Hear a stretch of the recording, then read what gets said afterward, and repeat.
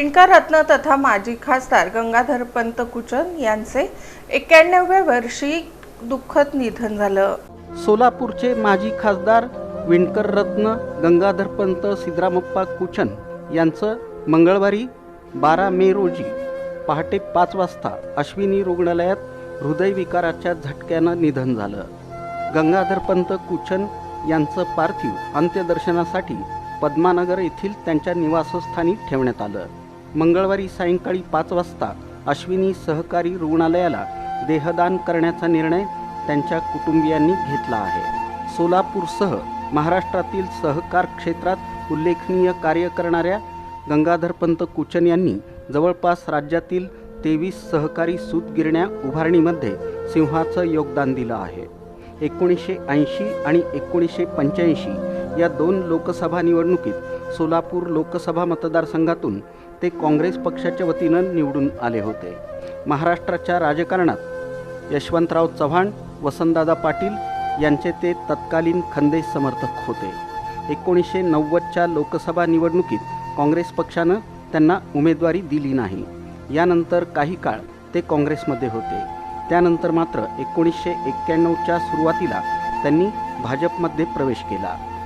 सोलापूर शहर उत्तर विधानसभा मतदारसंघातून तत्कालीन भाजपचे उमेदवार लिंगराज वल्याळ यांच्या विजयासाठी गंगाधरपंत कुचन यांनी मोठं योगदान दिलं। त्यानंतर 1995च्या सुमारास गंगाधरपंत कुचन यांनी पुन्हा एकदा काँग्रेस पक्षात प्रवेश केला।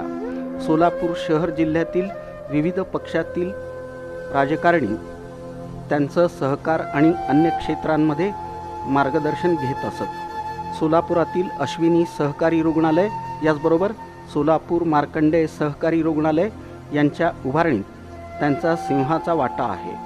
ते राज्य सहकारी बँकेवर औद्योगिक बँकेच्या माध्यमातून अनेक वर्षे संचालक होते। सोलापूरच्या पूर्व भागातील नागरी बँका, पतसंस्था, सूतगिरण्या उभारणीमध्ये गंगाधरपंत कुचन यांचा सक्रिय सहभाग होता।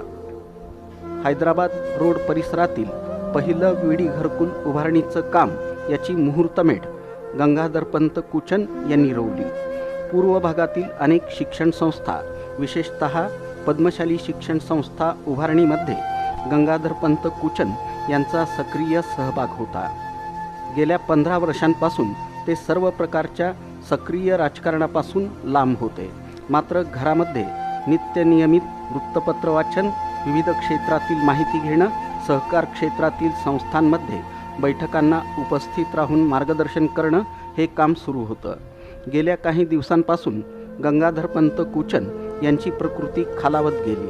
त्यांना अश्विनी रुग्णालयात उपचारासाठी दाखल करण्यात आलं होतं। मंगळवारी पहाटे 5च्या सुमारास हृदयविकाराच्या झटक्यानं त्यांचं निधन झालं। गंगाधरपंत कुचन यांच्या पश्चात 3 विवाहित मुलं, 2 विवाहित मुली, सुना, नातवंडे, जावई असा परिवार आहे।